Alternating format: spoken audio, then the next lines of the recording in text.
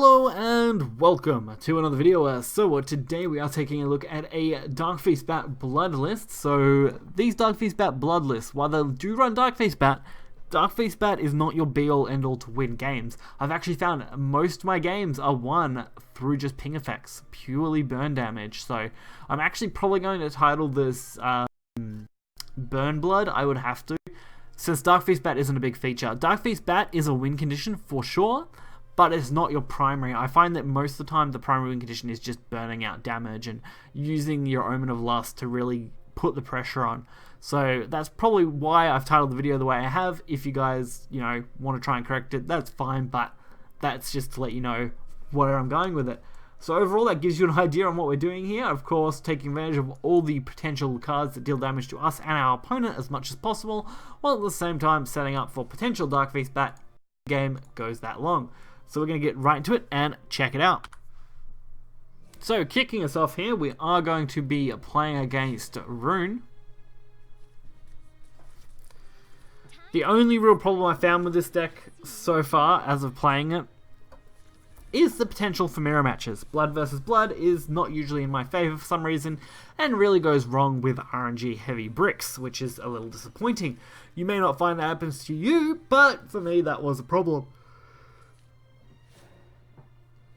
Otherwise, I was actually quite happy with how the deck performed 9 times out of 10. Usually it wasn't a big issue to just play how I wanted it and pretty much just deal damage as I needed. So this hand is a little clunky, which is a bit disappointing.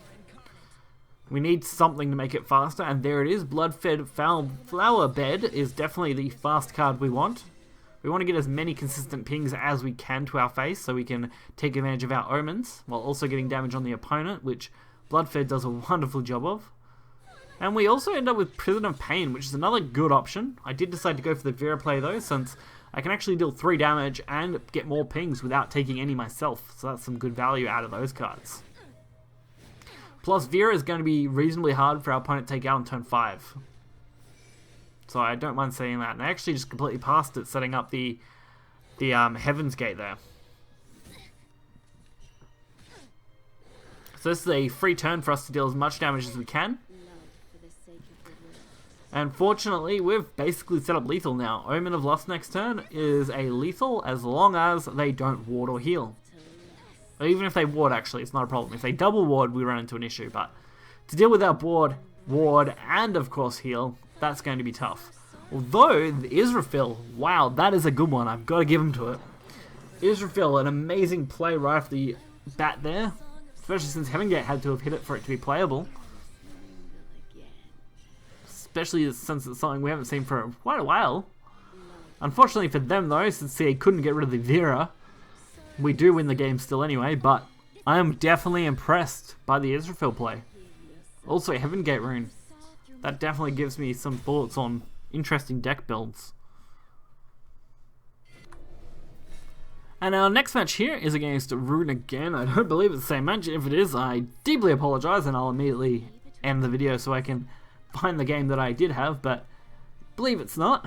And as you can see, it's definitely not, because we just start off with a much better hand here. This is kind of the hand you want. Bloodfed and Razory Claw are really nice openers. Although I would definitely like a way to get a Florist out of a deck free, so maybe hold on to that. Especially since we just got Blood Pack, definitely. Alright, so we need 1 card and we could potentially get Florist out next turn. If we can get one of our 0 costs, then we have it in the bag as far as that goes. So we didn't get that lucky, but we can at least go for the Ambling Wraith play here for free. Since we're not going to take any damage thanks to Mask. I actually like keep myself at about 15 health, so this was actually really good for me.